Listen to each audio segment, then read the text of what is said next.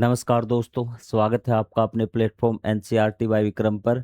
जैसा कि आपको पता है, ये एनसीईआरटी के लाइन बाय लाइन एक्सप्लेनेशन के वीडियोज़ खास तौर पर बनाए जा रहे हैं हमारे साथी अध्यापकगण के लिए और जो स्टूडेंट सिविल सर्विसेज की तैयारी कर रहे हैं उनके लिए, ताकि वो एनसीईआरटी को लाइन बाय लाइन पढ़कर बिल्कुल गहराई से समझ सके और उन्हें एनसीईआरटी में किसी प्रकार का कोई डाउट न रहे। तो दोस्तों, अब हम बात करते हैं हमारे आज के लेक्चर की। आज के लेक्चर में हम समझेंगे हमारा अध्याय नंबर 9 के क्वेश्चन आंसर भी। तो जैसा कि मैंने बाकी अध्याय में भी आपको बताया है कि मेरा ये मकसद नहीं है कि मैं आपको क्वेश्चन पढ़ के सुना दूं और उसका स्क्रीनशॉट ले लीजिए और याद कर लीजिए। मेरा ये मानना है कि आपको क्वेश्चन में समझाऊं, ताकि किसी भी प्रकार से आपसे क्वेश्चन पूछ ले तो आप उसका जवाब एग्जाम में लिख सको भी। तो चलिए, इसी इरादे से हम क्या करते हैं, हमारे आज के लेक्चर की शुरुआत करते हैं। तो सबसे पहले आपसे पूछा है, सरकार के विभिन्न प्रकार कौन कौन से हैं। जिन बच्चों ने लेसन नहीं पढ़ा या फिर ध्यान से लेसन नहीं पढ़ा ना, तो सबसे पहले तो आपको यही पता होना चाहिए कि सरकार क्या होता है अभी। तभी तो आप सरकार के प्रकार बता पाओगे। तो सरकार क्या होता है? सरकार वो व्यक्ति या समूह होता है अभी। क्या होता है? कोई व्यक्ति लगा लीजिए या फिर व्यक्ति का समूह लगा लीजिए भी, एक से ज्यादा भी हो सकते हैं। जो क्या करता है?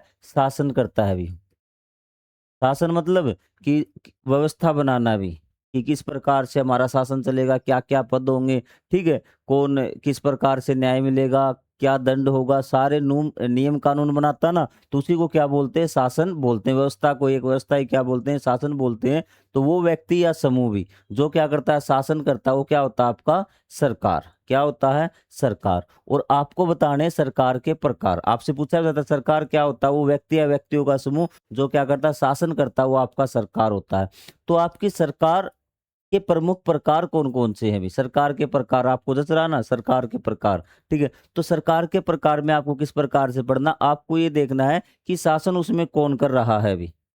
ठीक है? शासन उसमें कौन कर रहा है, तो उसी के आधार पे हम उसका नाम दे देंगे, उस सरकार का नाम दे देंगे भी। जैसे पहला नाम है लोकतंत्र भी। क्या होता है? लोकतंत्र। लोकतंत्र में शासन कौन करेगा? लोगों के द्वारा चुने हुए प्रतिनिधि करेंगे या फिर लोगों के द्वारा चुने हुए लोग क्या करेंगे?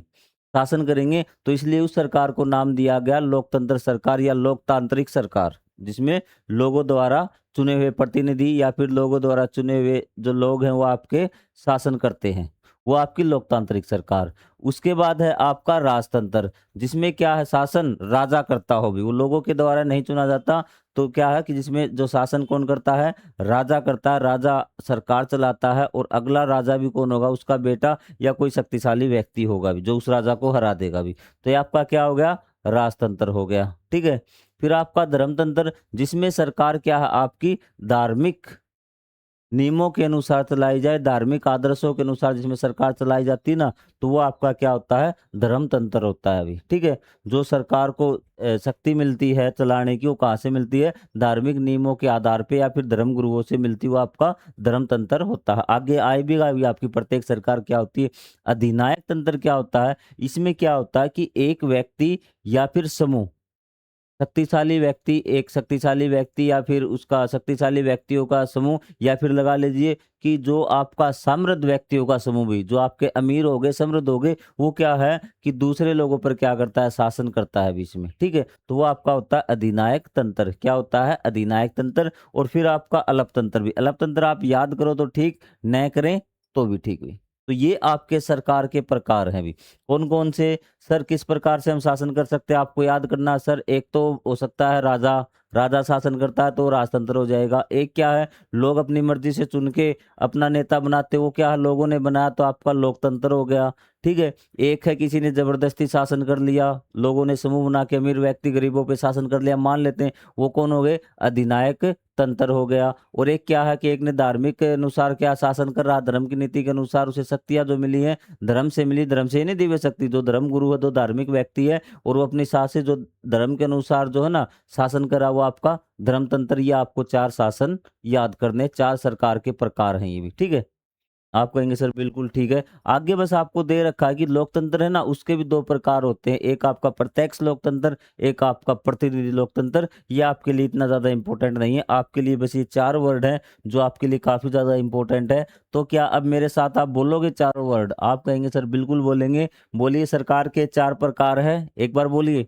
सरकार के 4 प्रकार है। पहला सर जिसमें लोग चुन के अपना नेता बनाते हैं भी, ठीक है? अपना प्रतिनिधि चुनते हैं, खुद अपना राजा चुनते हैं, तो वो क्या हो गया आपका लोकतंत्र। पहला प्रकार लोकतंत्र है। दूसरा जिसमें राजा होता है राजतंत्र, तीसरा धर्म के अनुसार धर्मतंत्र और चौथा आपका क्या जिसमें समृद्ध लोग आपका क्या दूसरे लोगों पर शासन करते हैं, वो आपका क्या है अधिनायक तंत्र। और अगर पाँचवा याद करो तो पाँचवा आप अलग तंत्र भी कर सकते हो, लेकिन कोई ज़्यादा इम्पोर्टेंट नहीं है। आप कहेंगे सर बिल्कुल समझ में आ गया, ठीक है। इंपॉर्टेंट क्वेश्चन था इसलिए मैंने आपको बार बार याद करवा रखा भी, आपसे इनकी व्याख्या भी आ सकती है, अब आप कहीं भी नहीं अटकोगे भी। सरकार अपनी शक्ति कहाँ से प्राप्त करती है भी, ठीक है? तो सरकार अपनी शक्ति कहाँ से प्राप्त करती है? अब देखिए सरकार किस प्रकार से होती है, लोकतांत्रिक सरकार होगी, राजतंत्र सरकार है, धर्मतंत्र है, अधिनायक तंत्र और अलग तंत्र। इसमें हमें क्या है कि सरकार को ये देखना है कि अपनी शक्तियाँ कहाँ से प्राप्त होती है अभी। तो आपको मेनली अलग-अलग शासन प्रणालियों में शक्ति का स्रोत अलग-अलग होता है अभी, ठीक है? कि अलग-अलग शासन जो प्रणाली होती है ना, जो अभी ऊपर पढ़ के आए हैं, इसमें जो शक्ति का जो स्रोत होता है वो अलग-अलग होता है। हम बात करते हैं लोकतंत्र में भी, क्या है? लोकतंत्र में भी। लोकतंत्र में जो आपकी शक्ति का स्रोत जनता से प्राप्त करती है भी, किससे प्राप्त करती है? जनता में, क्योंकि सरकार को किसने बनाया अभी? ठीक है? तो जो आपका लोकतांत्रिक हम 2 की बात कर लेंगे यहाँ पे, एक लोकतांत्रिक सरकार में जो आपकी शक्ति है, तो वो कहाँ से प्राप्त होती है? लोगों से, क्योंकि सरकार किसने बनाया उसको? लोगों ने बनाया है। अगर लोग नहीं चाहते तो सरकार बना भी नहीं सकते थे। तो ये क्या आपकी जनता से प्राप्त करती है, जबकि अन्य व्यवस्थाओं में है राजा, धर्म व शासक से मिलती है अभी। ठीक है? यदि आपकी धर्मतंत्र है तो धर्मगुरुओं से मिल जाएगी। धर्मतंत्र है ना, तो वो धर्म गुरुओं से मिल जाएगी। और जो आपका राजा है तो उसको तो क्या वंशानुगत शक्ति मिलती है अभी। राजा को तो क्या मिलती है, किसी कोई उसको राजा नहीं बनाता। वो क्यों राजा बना? क्योंकि वो उस वंश से है, उस राजा का बेटा, इसलिए वो क्या राजा बन गया। ठीक है? और ये लोकतंत्र में सरकार कैसे बनी? लोकतंत्र में सरकार इसलिए बनी क्योंकि लोगों ने उसको चुना, वोट डाले। आपको देखना है कि सरकार बना कैसे भी। लोकतंत्र में आपका प्रधानमंत्री बना, क्यों बन गया अभी वो? क्योंकि लोगों ने उसके लिए वोट डाले थे, लोगों ने उसको चुना है, तो इसलिए वो प्रधानमंत्री बना। तो उसको शक्ति कहाँ से दी? किसने दी? लोगों ने चुनकर उसको शक्ति दी। आपके गाँव का सरपंच है, लोगों ने तो चुना है। तो ये आपके लिए में इम्पोर्टेंट क्वेश्चन है कि लोकतंत्र में सरकार को शक्ति कहाँ से प्राप्त होती है? वो होती है आपको किससे? लोगों से या जनता के द्वारा। फिर हम बात करते हैं धर्मतंत्र में। धर्मतंत्र में क्या होता है? जो धार्मिक आपके गुरु होते हैं अभी, ठीक है? तो वो क्या होता है? उनका एक संगठन होता है। वो क्या करता है? किसी एक व्यक्ति को नेता बना देते, तू नेता है अभी। तो वो बताइए उस नेता को जो मुखिया बनाया, तो उसको किसने बनाया? आप कहेंगे सर धर्मगुरुओं ने बनाया। तो धर्मगुरुओं से उसको धर्मतंत्र में शक्ति प्राप्त हुई भी, और धर्म के अनुसार क्या है वो अपना राज्य करता, अपना शासन करता। बाद में चाहे कैसे भी करो, लेकिन उसका कहने का मतलब है कि धर्म के अनुसार शासन करेगा। और उसको शक्ति कहाँ से प्राप्त हुई? किसने शासक बनाया? धर्मगुरुओं ने। ठीक है? अब हम बात करते हैं राजतंत्र। राजतंत्र में कोई राजा क्यों बना? या तो वो अपनी शक्ति से खुद से, ठीक, अपने बल से राजा बन जाएगा, या क्या करेगा? हो सकता है किसी बड़े राजा का वो बेटा हो, तो ऑटोमेटिक क्या वो राजा बन जाएगा। तो उसके वंश से उसको क्या शक्ति प्राप्त होगी भी? अपने वंश से ही होगी ना। तो अपने परिवार से या फिर अपने पिता से ही क्या उसको शक्ति प्राप्त हो गई भी। चीज़ें क्लियर? हाँ सर, ये 3 चीज़ याद रखना। तो आपको याद रखना कि जो सरकार बनाता है उसी से क्या उसको शक्ति प्राप्त होती है। तो लेकिन यहाँ पर हम अलग-अलग शक्ति का स्रोत अलग-अलग होता है अभी। अलग-अलग जो शासन प्रणाली होती है ना, उसमें अलग-अलग शक्ति का स्रोत क्या होता है? अलग-अलग होता है अभी। तो आप 2 उदाहरण दे देंगे। 2 उदाहरण किसके? राजतंत्र में दे देंगे, वो अपने परिवार से, अपने वंश से शक्ति प्राप्त करता है। ठीक है? और जो आपका वंशागत शक्ति होगी उसकी, तो राजतंत्र की, धर्म की, वो धर्मगुरुओं से शक्ति प्राप्त करता है। ठीक है? शक्ति एक व्यक्ति को नहीं, सरकार भी। जो धर्मतंत्र में सरकार किससे शक्ति प्राप्त होती है? धर्मतंत्र से। और लोकतंत्र में सरकार को शक्ति जनता से प्राप्त होती है। अब हमें पता चल गया सर सरकार को शक्ति कहाँ से प्राप्त होती है। जो सरकार बनाता है ना, तो वही सरकार को शक्ति प्रदान करता है। अब देख लो कि उसने किसने बनाया अभी, आपकी मर्जी भी। किसी से ही पूछ ले, आप तुरंत बता दोगे भी। एक देश की सरकार जनता से किस प्रकार संवाद स्थापित कर सकती है? तो देखिए भी यहाँ पे कुछ जो अध्यापक गण है, साथी अध्यापक गण है, जो स्टूडेंट है, वो भी इस क्वेश्चन में कंफ्यूजन होते हैं भी, क्योंकि हमें ये आंसर देना है। ये आंसर देना हमें इसके माध्यम से पाठ के अनुसार, जो पाठ में मैं तरीका बताया। वैसे सरकार क्या है, कई जगह यहाँ पे लिख सकते हैं कि अलग अलग प्रकार से क्या वो संवाद स्थापित कर सकती है भी। कैसे? एक देश की सरकार भी सोशल मीडिया के द्वारा भी, सोशल मीडिया के द्वारा जैसे आपका फेसबुक है, व्हाट्सएप के माध्यम से क्या सरकार के खुद के सोशल मीडिया अकाउंट होते हैं और उनके ज़रिए क्या सरकार राय लेती रहती है कि आप कमेंट कीजिए, आप फॉर्म भर के दीजिए, आपको क्या चाहिए। तो इस प्रकार क्या है कि सोशल मीडिया के माध्यम से, अखबारों के माध्यम से, न्यूज़ चैनल के माध्यम से जो सरकार है ना, वो लोगों से क्या है आपका जो वार्तालाप है, बातचीत है, वो कर सकते हैं। प्रत्येक व्यक्ति के पास तो सरकार जाएगी नहीं, वो क्या करेगी? वो व्हाट्सएप पे न्यूज़ दे देगी, अखबार में न्यूज़ दे देगी, अपनी राय भेजिए। तो इस प्रकार क्या उससे संवाद स्थापित कर सकती है। 3 चीज़ें बता दी आपको। किसके द्वारा?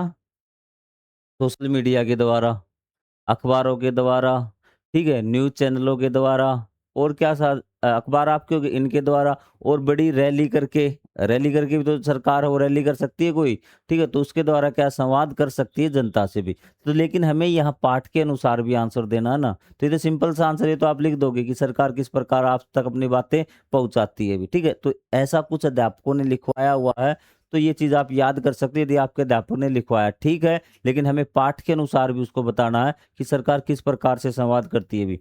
लोकतंत्र में सरकार भी चुनाव द्वारा चुने गए प्रतिनिधियों के माध्यम से जनता से संवाद करती है भी, ठीक है? तो सरकार क्या है कि जो प्रतिनिधि चुन के आए हैं ना, जो प्रतिनिधि चुन के आए हैं, मान लो ये कि आपके 6 यहाँ से प्रतिनिधि चुन के आए हैं, ठीक है? और ये सरकार है आपकी, क्या है? सरकार भी। ठीक है? तो सरकार आपसे बात नहीं करेगी आपकी बात। तो जनता की बात किसके माध्यम से करेगी? ये प्रतिनिधि चुने ना इनसे पूछेगी, बताइए आपको क्या दिक्कत है? आपको दिक्कत ये नहीं कि खुद से भी, ये है कि आपके क्षेत्र में के लोगों को क्या दिक्कत है अभी। आपको आ रही बात समझ में? यहाँ अस्पताल की कमी है तो ये लोग क्या है इस अपने प्रतिनिधि को बताएँगे कि मेरे यहाँ क्या है, या ये दिक्कत है अभी। अस्पताल की दिक्कत है कि यहाँ, और ये जाएगा कहाँ? सरकार के पास। सरकार बताएगा कि मेरे इस एरिया में क्या है, अस्पताल की दिक्कत है, अस्पताल नहीं है, तो सरकार क्या फिर अस्पताल बनवाने की कोशिश करेगी। तो हो गया ना संवाद भी, ये लोग तो नहीं आए। आपको आ गई बात समझ में? हाँ सर, ये बात समझ में आ गई। असल उत्तर वास्तव में इसका ये है, बिल्कुल एक्यूरेट अगर आप पाठ के हिसाब से जाओगे तो। वैसे मैंने बता दिया को दोनों अध्यापक क्या है कि दोनों प्रकार से आंसर लिखवा सकते हैं, आप दोनों आंसर लिख सकते हैं अभी। चीज़ें क्लियर? कोई डाउट नहीं? कोई डाउट नहीं सर, हमें समझ में आ गया है अभी। आ गया होगा? सरकार जनता की समस्याएँ सुनती है और उसके अनुसार निर्णय लेती है, ठीक है? उनसे क्या बात करती है, उनकी समस्याएँ सुनती है प्रतिनिधियों के माध्यम से जनता की कि बताइए क्या समस्या है, और फिर क्या करती है, अपने निर्णय लेती है, उन समस्या का समाधान ढूँढती है। क्लियर है बात कट? कोई दिक्कत नहीं? कोई दिक्कत नहीं सर, बिल्कुल समझ में आ गया अभी। स्क्रीनशॉट लेने वाली आदत होती है ना, तो ले लीजिए स्क्रीनशॉट भी। लोकतंत्र का क्या महत्व है भी? लोकतंत्र का क्या महत्व भी? मैंने जब आप जिसने पाठ पढ़ लिया होगा ना, तो उसको आंसर करने की जरूरत ही नहीं है कि लोकतंत्र का क्या फायदा होता है लोकतंत्र में भी, ठीक है? तो लोकतंत्र के बहुत सारे फायदे हैं आपके। एक तो समानता का अधिकार मिलता है भी। क्या होता है कि समानता का अधिकार, कि सभी लोग क्या होते हैं लोकतंत्र में समान समझे जाते हैं, समानता आती समाज में भी।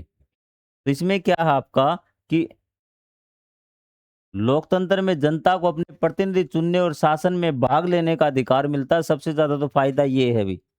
लोकतंत्र में क्या है कि लोग अपनी सरकार चुनते हैं वोट डाल के, और शासन में भाग लेते हैं भी। क्या है कि शासन में भाग लेते हैं। ये लाइन इंपॉर्टेंट है सबसे भी, आप कहोगे ये लाइन, इस लाइन में क्या है सर, ठीक है? क्योंकि वोट डाल के क्या वो शासन में उन्हें भाग लिया, जो प्रतिनिधि गया है, सरकार बनी है, उनकी मर्जी से बनी, इसलिए वो शासन में भाग लेते हैं भी। आपको आ गई बात समझ में? और जो आपका लोकतंत्र में एक बात और है, जो चुनाव है ना, जो सरकार चुनी जाती है वो एक अंतराल के लिए चुनी जाती है भी, नियमित अंतराल के लिए भी, ठीक है? तो इसलिए क्या है, और लोकतंत्र में सरकार जनता के प्रति जवाबदेह होगी भी। जवाबदेह का मतलब क्या होता है कि जनता को जवाब देना पड़ेगा भी। क्या देना पड़ेगा? जवाबदेह होती है लोकतंत्र में, सबसे बड़ी बात है ये होती है भी। लोकतंत्र में सरकार क्या होती है? जवाबदेह होती है। अगर राजा है कोई भी, क्या है? राजा है भी, तो उसका तो जनता पे कोई दबाव नहीं है, राजा जो चाहेगा वो निर्णय ले सकता है भी, क्योंकि राजा को कोई हटा नहीं सकता भी। लेकिन लोकतंत्र में क्या है कि आपकी आगे फिर 4-5 साल बाद चुनाव होंगे, यदि सरकार ने बढ़िया काम नहीं किया ना, तो क्या होगा, उसको हटा देंगे, दूसरा वो चुन सकते हैं। तो ये आपका क्या है सबसे बड़ा फायदा। और बीच बीच में भी क्या है, बीच में भी हटा सकते हैं। बहुत सारी प्रणालियां हैं, वो हम बाद में डिस्कस करेंगे। लेकिन आपको बस ये बात ध्यान रखनी है कि लोकतंत्र में जो सरकार है वो क्या है, जवाबदेह होती है भी, ठीक है, लोग अब अपने प्रतिनिधि चुनते हैं, अपनी मर्जी से सरकार का चुनाव करते हैं, ये चीज आपको ध्यान में रखनी है। आगे बात समझ में, यह समानता, स्वतंत्रता और नागरिकों के अधिकारों की रक्षा करता है, ये भी बात आपको 3 पॉइंट ध्यान में रखने हैं। अभी रख लोगे, कोई दिक्कत नहीं। आप कहेंगे सर कोई दिक्कत नहीं है, अभी हो जाएंगे, हो जाएंगे सर। ये पॉइंट याद रख लो ना, जवाबदेह बनाता है अभी। आपने इस अध्याय में किस किस प्रकार की सरकारों के बारे में पढ़ा, उनके नाम लिखिए। भी हमने लोकतंत्र के बारे में पढ़ा, प्रत्यक्ष और प्रतिनिधि, राजतंत्र, धर्मतंत्र, अधिनायक तंत्र और अलगतंत्र भी। और प्रतिनिधि लोकतंत्र में संसदीय और अध्यक्षीय प्रणाली भी शामिल है। भी अगर इसकी मैं बात करूं, संसदीय और अध्यक्षीय प्रणाली, तो इसमें क्या होता है कि जो अध्यक्ष होता है, भी दोनों के बारे में डिफरेंस बता देता हूं आपको, बार में यदि कहीं पे पूछ सकता है कि संसदीय क्या होता है। संसदीय में तो क्या होता है कि हमने जो कार्यपालिका का अध्यक्ष है ना, राष्ट्र का अध्यक्ष, वो क्या है आपका, कौन चुनते हैं, चुने हुए प्रतिनिधि भी। कौन चुनते हैं, चुने हुए प्रतिनिधि भी। आपको मोटा मोटा अंतर बता देता हूं ताकि आपको चीजें समझ में आ जाएगी। और जो आपका अध्यक्षीय में है, सीधे जनता वोट डालती है। भी क्या डालती है, जनता वोट डालती है। ठीक है, जिसको ज्यादा वोट मिले वो क्या हो जाएगा, आपका अध्यक्ष हो जाएगा। अब आएंगे सर अंतर समझ में नहीं आया, तो इसमें तो आपका क्या होगा कि संसदीय में, तो एक बार देखिए, अभी ध्यान से दोबारा देखिए इसको एक बार।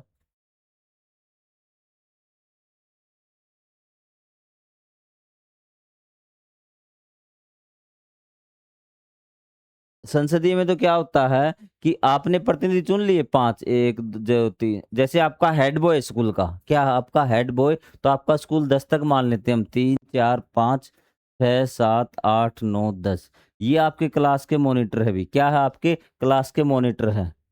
हाँ सर, मॉनिटर है 10 के 10। हेड बॉय चुनना है तो वो कहेगा कि आप क्लास के मॉनिटर तो चुने हुए हो, भी आप प्रतिनिधि हो गए प्रत्येक क्लास के। आप बताओ कि किसको हम हेड बॉय बनाए, स्कूल का, पूरे स्कूल का, मतलब अध्यक्ष का चुनाव कर रहे हैं। तो इनसे कहा वोट डाल लीजिए। तो इन्होंने क्या किया कि इतने जनों ने, मतलब कि इन्होंने किसको चुन दिया, इन्होंने ए को हेड बॉय चुन दिया स्कूल का। आप कहेंगे ठीक है सर, ए को चुन दिया, कोई दिक्कत नहीं। अब बात बताइए, क्या ए को ये हटा सकते हैं? आप कहेंगे सर बिल्कुल हटा देंगे। जब ये सारे सहमत हो जाएंगे कि ए ने अच्छा काम नहीं कर रहा, तो सारे मिलके ए को हटा सकते हैं। आप कहेंगे बिल्कुल सही बात है सर, ये चुने हुए हैं ना सारे के सारे, ये हटा देंगे। लेकिन एक दूसरा स्कूल था, उसने क्या किया हेड बॉय के चुनाव के लिए, उसने जितने भी बच्चे थे ना स्कूल में, क्या है कि उसने सारे बच्चे थे जो स्कूल के भी, सबसे वोट डलवाए कि हेड बॉय किसको बने हैं भी। ठीक है, तो इस स्कूल में हेड बॉय बन गया बी भी। अब आप मुझे बताइए, क्या मॉनिटर इसको हटा सकते हैं बी को? आप कहेंगे सर नहीं हटा सकते, क्योंकि ये तो सारे स्कूल ने चुना, मॉनिटर कैसे हटा देंगे भी? तो सेम वही कंडीशन है आपकी, कि जो आपकी संसदीय में होती है ना, तो उसमें जो मुखिया का चुनाव होता है, कार्यपालिका का अध्यक्ष का चुनाव होता है, वो कौन करता है, वो प्रतिनिधि करते हैं। और जो आपका अध्यक्षीय प्रणाली में जो आपका मुखिया, वो सीधा जनता के द्वारा चुना जाता है भी। ये चीज आप ध्यान रखना भी। ठीक है, तो सरकार आपको समझ में आ गई किस किस प्रकार की होती है, राजतंत्र, धर्मतंत्र, अधिनायक तंत्र में आपको एक्सप्लेन भी कर रखा, और आगे भी आएगा कि एक्सप्लेन करना भी। तो आप किस प्रकार की सरकार होती है, और लोकतंत्र में 2 प्रकार की सरकारें होती है, एक आपकी क्या, संसदीय, और एक आपकी अध्यक्षीय। संसदीय मैंने आपको बता दी कि जिसमें आपका सरकार का चुनाव किसके द्वारा होता है, प्रतिनिधि करते हैं, और उसमें जो मुखिया होता है उसका चुनाव कौन करता है, सीधे जनता वोट डालकर करती है। आप कहेंगे सर आगे चीजें हमें समझ में कोई दिक्कत है तो आप बोलिए भी। कोई दिक्कत? आप कहेंगे सर कोई दिक्कत हमें नहीं है फिलहाल तक तो भी। भारत में किस प्रकार की सरकार, उसे ऐसा क्यों कहा जाता है? भारत में संसदीय लोकतांत्रिक है भी। अब आपको वर्ड समझ में आ गया होगा कि ये क्वेश्चन आपसे पूछा जाएगा पेपर में भी, नोट कर लीजिए, इंपॉर्टेंट क्वेश्चन है। तो मैंने आपको संसदीय लोकतंत्र में, लोकतांत्रिक में क्या बताया था कि इसमें जो आपका कार्यपालिका का चुनाव है ना, मैं आपको बताता हूँ। अध्यक्षीय लोकतंत्र नहीं है ना, संसदीय में क्या बताता भी कि जो क्लास के मॉनिटरों ने हेड बॉय का चुनाव किया था, जो कार्यपालिका, ठीक है, जो सरकार बनाएगी ना, जो सरकार बनाएगी, तो सरकार का चुनाव कौन करेगा, आपके द्वारा चुने हुए प्रतिनिधि। कौन करेंगे, आपके द्वारा चुने हुए प्रतिनिधि करेंगे भी। रोल तो आपका है भी, क्या आपका, प्रतिनिधि भी। ठीक है, और आप यहाँ है भी। आप यहाँ आपने क्या चुने? सर हमने तो प्रतिनिधि चुन दिए भी। हमने क्या चुन दिए? प्रतिनिधि चुन दिए। अब सरकार का चुनाव कौन करेंगे? प्रतिनिधि करेंगे कि कौन हमारा प्रधानमंत्री होगा भी। ठीक है, आपने वोट नहीं डाले कौन प्रधानमंत्री होगा, आपने इसलिए वोट डाले थे कि आपका प्रतिनिधि कौन होगा भी, और उन प्रतिनिधियों ने मिलकर आपका प्रधानमंत्री चुना है भी। तो इसको हम अप्रत्यक्ष लोकतंत्र भी बोलते हैं, कि जिसमें जो आपका सरकार का चुनाव, ठीक है, या फिर सरकार किसके द्वारा बनाई जाती है? प्रतिनिधियों द्वारा बनाई जाती है, उसको अप्रत्यक्ष लोकतंत्र बोलते हैं भी। या फिर उसको संसदीय लोकतांत्रिक सरकार उसको बोलते हैं, कि जिसमें सरकार का जो गठन है, जो किसके द्वारा किया जाता है? प्रतिनिधियों के द्वारा किया जाता है अभी। और जिसमें सरकार का चुनाव, सरकार के मुखिया का चुनाव सीधा जनता के द्वारा किया जाएगा, वो आपकी अध्यक्षीय प्रणाली कहलाती है। जैसे अमेरिका का राष्ट्रपति का चुनाव भी सीधा जनता वोट उसमें डालती है अभी। ठीक है, चीजें क्लियर? आप कहेंगे सर क्लियर। इसे लोकतंत्र कहा जाता है क्योंकि जनता चुनाव द्वारा अपने प्रतिनिधियों का चयन करती है अभी। ठीक है, क्योंकि ठीक है, और आप इसमें एक लाइन और ऐड करना भी, ताकि आपको चीज समझ में आए। इसे लोकतंत्र कहा जाता है। इसमें भारत में किस प्रकार की लोकतांत्रिक सरकार है? क्योंकि इसमें सरकार का चुनाव भी लोगों द्वारा चुने हुए प्रतिनिधि करते हैं। आपको इस प्रकार से लिखना है भी। ठीक है, चीजें क्लियर? कोई डाउट नहीं? हाँ सर, हमें ये चीजें समझ में आ गई, कोई डाउट नहीं। भारत में किस प्रकार की है? आपकी संसदीय लोकतांत्रिक सरकार है भी। ठीक है, लोकतांत्रिक क्यों है? क्योंकि लोगों द्वारा अपने प्रतिनिधियों का चुनाव किया जाता है। और संसदीय क्यों बोला गया? क्योंकि जो कार्यपालिका का जो निर्माण है, गठन है, कार्यपालिका मतलब सरकार का गठन क्या है? प्रतिनिधि करते हैं भी। चीजें क्लियर? आप कहेंगे सर बिल्कुल क्लियर, कोई डाउट है तो आप पूछ लेना भी। कुछ बच्चे कह रहे हैं सर एक बार दोबारा से समझाइए भी, मतलब जो पीछे बैठे हैं भी वो ध्यान दें भी। भारत में संसदीय लोकतांत्रिक सरकार है, ये तो आपको पता चल गया। आप कहेंगे सर लोकतांत्रिक तो हमें चल गया भी, लोकतांत्रिक मतलब वो सरकार होती है जो वोट डाल के बनाते हैं। एक शब्द आपको समझ में आ गया। आप कहेंगे संसदीय का मतलब क्या है? तो आपकी दो चीजें देखिए, आपको संसदीय भी क्या है? आपका संसदीय, और एक आपका है अध्यक्षीय भी। क्या आपका? अध्यक्षीय। आप कहेंगे सर बिल्कुल सही बात है, अध्यक्षीय। तो संसदीय में क्या होता है कि जो सरकार का चुनाव है ना, जो सरकार का मुखिया होगा, उसको कौन चुनेंगे? सर उसमें प्रतिनिधि चुनेंगे भी। कौन चुनेंगे? प्रतिनिधि। ठीक है, और अध्यक्षीय में उसको कौन चुनेंगे? जो सरकार का अध्यक्ष होगा, तो उसमें जो कौन चुनेगी? जनता चुनेगी भी। कौन चुनेगी? जनता। सरकार को क्या चुननी है हमें? सरकार। ये दोनों में अंतर है भी। अध्यक्षीय में सीधा जनता चुनेगी, और इसमें प्रतिनिधि सरकार को बनाएंगे, इसलिए ये वर्ड जोड़ दिया गया आपका संसदीय लोकतंत्रीय सरकार भी। आप कहेंगे सर ठीक है, इसे लोकतंत्र कहा जाता है क्योंकि जनता चुनाव द्वारा अपने प्रतिनिधियों का चयन करती है। एक लाइन और ऐड कर लेना, और चुने हुए प्रतिनिधि क्या है? सरकार का चयन करते हैं भी, सरकार का गठन करते हैं। आगे बात समझ में? हाँ सर, अब आ गई समझ में, अब कोई दिक्कत हमें नहीं है भी। आगे लाइन ऐड कर लेना, और चुने हुए प्रतिनिधि क्या है? सरकार का गठन करते हैं। न्यायपालिका का स्वतंत्र होना क्यों आवश्यक है? तीन कारण बताइए भी। न्यायपालिका भी आपको तीन अंग बताए थे, अगर पाठ पढ़ के आए हैं तो सरकार के तीन अंग नोट कर लीजिए, क्वेश्चन आपसे पूछा जा सकता है भी। कार्यपालिका, विधायिका और न्यायपालिका भी। कौन कौन सा था आपका? पहला आपका विधायिका भी। क्या था आपका? विधायिका पहला अंग। सरकार के तीन अंग आपसे पूछा जा सकता है, विधायिका, कार्यपालिका, और तीनों के कार्य भी आपको याद होने चाहिए भी, और न्यायपालिका भी। विधायिका कानून बनाने का निर्माण करती है भी। ठीक है, कानून बनाने का काम करती है भी, बनाने का निर्माण नहीं, कानून बनाती है। विधायिका क्या करती है? कानून बनाती है भी। कार्यपालिका क्या करती है? उन कार्य जो कानून बनाए हैं, तो उनका क्या करती है? क्रियान्वयन करती है, उन कानूनों को लागू करती है। और न्यायपालिका क्या करती है? न्यायपालिका उन कानूनों की, वर्ड याद रखना भी, समीक्षा। क्या करती है? समीक्षा या फिर व्याख्या भी। क्या है? व्याख्या करती है, और ये देखती है कि जो कानून बनाए हैं वो संविधान के अनुसार है या नहीं भी। ठीक है, यदि संविधान के अनुसार नहीं होंगे तो क्या होगा? उन कानूनों को ये रोक लगा सकती है भी। ठीक है, ये चीज समझ में आई? तीनों के काम समझ में आ गए। और ये न्याय भी करती है भी, न्यायिक फैसले करती है, विवादों का निपटारा करती है। विवाद हो जाए तो उसका निपटारा भी कौन करेगी? न्यायपालिका करेगी भी। अब आ जाइए भी, नागरिकों के मौलिक अधिकारों की रक्षा के लिए भी, ठीक है, संविधान की रक्षा के लिए न्यायपालिका है। यदि अगर न्यायपालिका नहीं होगी तो आपकी ये कार्यपालिका और या ना विधायिका ये निरंकुश हो जाएगी भी। इन पे रोक लगाने के लिए भी, इनमें संतुलन बनाए रखने के लिए न्यायपालिका क्या है, स्वतंत्र होना आवश्यक है। बहुत सारे कारण लिख सकते हैं भी। कानून का निष्पक्ष पालन सुनिश्चित करने के लिए, सरकार के सभी अंगों को कानून के अनुसार कार्य करने के लिए क्या है, इसका स्वतंत्र होना आवश्यक है भी। आप कहेंगे सर इसको क्या किसी ने गुलाम बना रखा है, स्वतंत्र होना आवश्यक है। स्वतंत्र मतलब कि किसी का दबाव इस पर नहीं होना चाहिए भी। ठीक है, इसकी जो पूरी बॉडी है ना आपकी न्यायपालिका की, ये पूरी क्या है, एक निष्पक्ष है भी। इसके जजों को लगाना, इसको हटाना, स्पेशल एक संविधान में क्या फॉर्मेट बना हुआ कि इसके अनुसार इसके जज लगेंगे, इसके अनुसार इसके ये चीजें होंगी, इसके अनुसार ये काम करेगी। ये विधायिका और कार्यपालिका इस पर दबाव नहीं बना सकती कि जज को हटा देंगे, तुम्हें ये कर देंगे, वो कर देंगे, सजा दे देंगे, डिसमिस कर देंगे। कोई नहीं है। न्यायपालिका क्या है, आपका अलग से काम करती है भी। ठीक है, इसलिए इसको स्वतंत्र होना जरूरी है। और भारत में स्वतंत्र न्यायपालिका है भी। क्या है, स्वतंत्र न्यायपालिका भी। ठीक है, संविधान की रक्षा के लिए आपकी कार्यपालिका और विधायिका को ठीक से काम करे, इसके लिए न्याय प्रदान करने के लिए, ठीक है, भ्रष्टाचार को रोकने के लिए। तो इस प्रकार की आपकी न्यायपालिका आपकी स्वतंत्र होना जरूरी। बहुत सारे आप कारण लिख सकते हैं भी। चीजें क्लियर? हाँ सर, हमें समझ में आ गया, कोई डाउट नहीं है भी। आगे बढ़ जाएं। स्क्रीनशॉट ले लीजिए, आपके बहुत सारे काम है न्यायपालिका तो भी। क्या आपको लगता है कि लोकतांत्रिक सरकार अन्य शासन प्रणालियों से बेहतर है? क्यों? हाँ, बिल्कुल बेहतर है भी। क्या है आपका? बिल्कुल बेहतर। जो पहले वाला था वही भी। इसमें क्या है, लोगों को सरकार चुनने का अधिकार अपने पास होता है भी।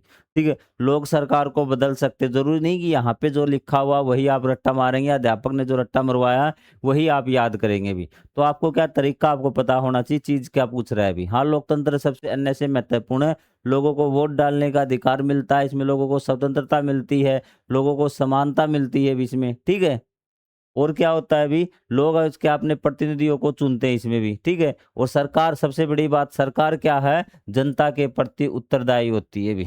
ये लाइन तो आप एक याद कर लीजिए, बाकी लाइन आपने पास से टाप दीजिए। जो मैंने बताई है ना कि समानता मिलती, लोग वोट डालकर चुनते, लोकतंत्र में जो भी चीजें लोकतंत्र के बारे में याद है वो सारी बात जोक दीजिए। और साथ में ये लाइन आपकी इंपॉर्टेंट याद रखिए भी, समानता मिलती, स्वतंत्रता मिलती है।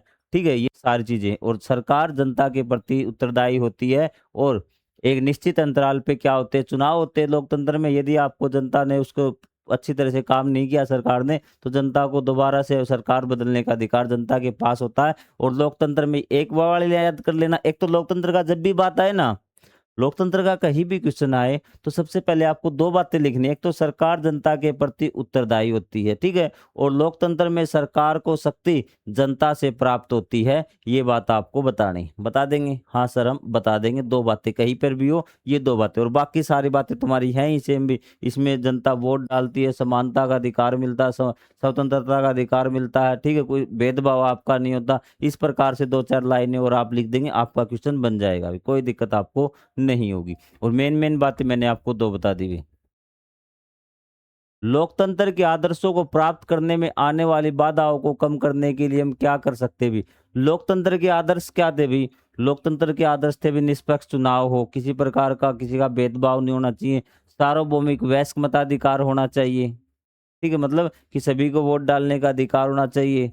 तो उनको जो बाधाएं आ रही हैं तो उसके लिए हम क्या करें भी? संविधान और कानून का पालन कर मतदान अवश्य करें भी। जागरूक नागरिक बनकर भ्रष्टाचार, भेदभाव और अन्याय का विरोध करे भी। जहाँ भ्रष्टाचार हो, भेदभाव, अन्याय का विरोध, ये नहीं कि हमें सहना है, तो हमें क्या है, उसका मुकाबला करना है भी। तो ये है भी। ठीक है, तो ये 9 का तो दो लाइन आप याद कर लें, इतना ज्यादा इंपॉर्टेंट आपके लिए क्वेश्चन नहीं रहेगा अभी। ठीक है, हमें संविधान और कानून का पालन करना चाहिए, मतदान अवश्य करें, हमारे अधिकारों का हमें पता होना चाहिए, हमारे अधिकारों का हमें पता होना चाहिए, और यदि हमारा कोई शोषण करे तो उसके खिलाफ हमें आवाज उठानी चाहिए। तो वो बातें आपकी इस लाइन में आ गई भी। जागरूक नागरिक बन गए तो मतलब क्या, आपको अधिकार पता लग गए। बनकर आपको भ्रष्टाचार, भेदभाव, अन्याय आपके पास हो तो उसका आपको विरोध करना चाहिए, और आपको खुद को भी क्या, संविधान और कानून का पालन करना चाहिए, और मतदान अवश्य करना चाहिए। ये आप लोकतंत्र को क्या, मजबूत बना सकते हैं। फिर आपसे कुछ देशों की शासन प्रणालियां पूछी गई थी लास्ट में भी। तो यहाँ पे क्या, भूटान में आप कहेंगे सर संवैधानिक राजतंत्र भी। जिन बच्चों ने पाठ पढ़ा ना उसको तो पता है, राजतंत्र होता है राजा का शासन। राजतंत्र होता है राजा का शासन। लेकिन संवैधानिक क्या होता है कि उस प्रकार की सरकार जिसमें राजा तो हो, लेकिन उसमें शासन के लिए क्या एक संविधान हो, संविधान के अनुसार शासन होता हो, वो आपका क्या होगा, संवैधानिक राजतंत्र भी। नेपाल में क्या आपका लोकतांत्रिक गणराज्य है आपका। बांग्लादेश में संसदीय लोकतंत्र, मैंने आपको बता दिया था कि किस प्रकार से लोग अपना क्या है संसदीय लोकतंत्र जैसे भारत में है कि जो आपका सरकार का गठन क्या होता है, चुने हुए प्रतिनिधि करते हैं, और चुने हुए प्रतिनिधि फिर क्या आपके कार्यपालिका का निर्माण करते हैं भी। बोलिए, आपको समझ में आई चीज़, नहीं आई है समझ में भी? आप कहेंगे सर बिल्कुल समझ में आ गई भी। ठीक, और संघीय लोकतांत्रिक में क्या होता है कि जनता आपका सीधा राष्ट्र प्रमुख नियुक्त करती है भी। ठीक है? क्लियर है बात? आपका बांग्लादेश में संसदीय लोकतंत्र जैसे आपका, और इसमें आपका डायरेक्ट जनता आपके अध्यक्षीय प्रणाली भी मान सकते हैं इसको। ठीक है? तो आपकी ये चीज़ें आपको दक्षिण अफ्रीका में लोकतांत्रिक गणराज्य भी क्या है आपका? लोकतांत्रिक गणराज्य है भी। और दक्षिण अफ्रीका में भी आपका क्या, दक्षिण अफ्रीका में एक बार संसदीय गणराज्य आएगा भी। क्या आएगा? लोकतांत्रिक भी बोल सकते, इसको संसदीय भी बोल सकते। जैसे भारत वाला ना एक जैसे याद, ये नाम याद कर दिए भी। यहाँ पे इसको संसदीय भी। और ब्राजील आपका राष्ट्रपति लोकतंत्र का मतलब कि उसमें आपका अध्यक्षीय प्रणाली है भी। क्या आपकी अध्यक्षीय प्रणाली है भी, उसमें क्या आपकी अध्यक्षीय प्रणाली है भी। बाकी सब में ये क्या संसदीय गणतंत्र संसदीय ही है आपका। बस भूटान में एक आप अलग से याद रखना संवैधानिक राजतंत्र, ये थोड़ा सा इंपॉर्टेंट है क्योंकि इसमें राजा भी है आपका, और जो सरकार चलती है वो संविधान के अनुसार चलती है। एक होता है राजतंत्र, उसमें राजा के अनुसार सरकार चलती है, लेकिन जो संवैधानिक राजतंत्र होता है उसमें क्या होता है, राजा भी होता है और संविधान भी होता है। और ये आपका अध्यक्षीय लोकतंत्र है आपका, ब्राजील है ना, तो ये क्या आपका अध्यक्षीय लोकतंत्र, इसमें सीधे जनता क्या है आपका कार्यपालिका के अध्यक्ष का चुनाव करती है। लोकतांत्रिक शासन प्रणाली में कौन-कौन सी बाधाएँ आ सकती हैं, उन्हें कैसे दूर किया जा सकता है? कैसे दूर किया जा सकता है तो हमने पढ़ लिया, ऊपर 2 चीज़ें हमने पढ़ी थी। हमें विरोध करना, हमें नागरिकों का अपने अधिकारों का ज्ञान होना चाहिए, भ्रष्टाचार के, अन्याय के, भेदभाव के खिलाफ हमें आवाज़ उठानी चाहिए, ठीक है? और हमें क्या कानूनों का पालन करना चाहिए। तो ये आपकी समस्याएँ हैं लोकतांत्रिक शासन प्रणाली में, क्या भ्रष्टाचार, ठीक है? आपका असमानता, भेदभाव और जागरूकता की कमी लोकतंत्र की प्रमुख बाधाएँ हैं भी। ये प्रमुख आपकी बाधाएँ हैं। शिक्षा, ईमानदारी, जनभागिता और कानून का पालन करके इन्हें दूर किया जा सकता है। बिल्कुल आसान सा है भी। ठीक है? अब आपको लोकतंत्र, राजतंत्र व अधिनायक तंत्र में स्पष्ट करने हैं भी। तो आप कहेंगे सर ये चीज़ तो हम पता पढ़ ही चुके हैं भी। लोकतंत्र में जनता अपने प्रतिनिधियों का चुनाव करती है, और आपका या फिर आप करिए लोकतंत्र में जनता सरकार का चुनाव करती है, ठीक है? जनता सरकार को चुनती है और सरकार को जो शक्ति है वो जनता के द्वारा प्राप्त होती है। आप कहेंगे सर बिल्कुल सही बात, ये चीज़ हमें पता है, ये लाइन भी आप याद कर सकते हैं। राजतंत्र में एक शासन राजा या रानी करते हैं, जबकि अधिनायक तंत्र में एक व्यक्ति या छोटा समूह बिना प्रभावी नियंत्रण के शासन करता है। अभी उसका पूरी तरह नियंत्रण नहीं होता, पूरी तरह वो क्या फिर भी उसपे शासन करने की कोशिश करता है। मैंने कहा था कि समृद्ध लोग होते हैं वो कम समृद्ध लोगों पर शासन करते हैं अभी। तो ये आपको क्लियर 12 का, एक बार मैं आपका देख लेता हूँ कोई क्वेश्चन छूट तो नहीं गया अभी। 1 मिनट का मुझे टाइम दीजिए, ताकि आप फिर कहेंगे सर क्वेश्चन छूट गया, और आपको जो क्वेश्चन समझ में ना आया हो ना, तो आप कमेंट कर देना भी कि सर हमें ये क्वेश्चन समझ में नहीं आया। देखिए याद आपको करना पड़ेगा, मैं आपको समझा सकता हूँ। 1 मिनट बस मैं आपका देख लेता हूँ, कोई क्वेश्चन आपका रह तो नहीं गया अभी।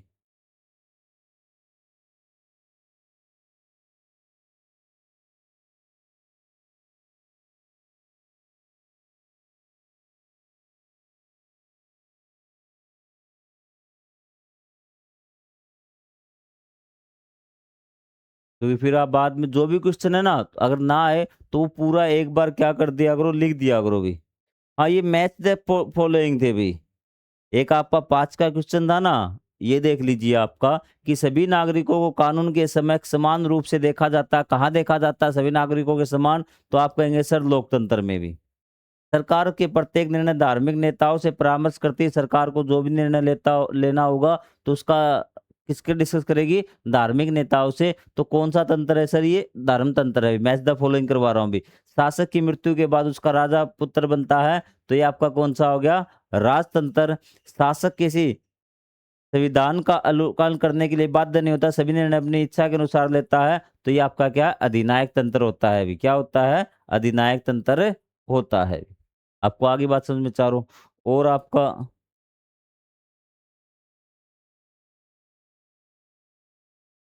ये आपके क्वेश्चन यहाँ से कंप्लीट होते भी, और मेरे हिसाब से आपको अच्छी तरह से समझ में आ गए होंगे। अगर नहीं समझ में आए तो एक बार वीडियो को फास्ट फास्ट देख लेना, सारी चीजें आपको क्लियर हो जाएंगी। भी एक एक पॉइंट आपको क्लियर करवा दिया। तो मिलेंगे हम अगले लेसन के क्वेश्चन आंसर में। तब तक के लिए जय हिंद, जय Bharat, thank you very much.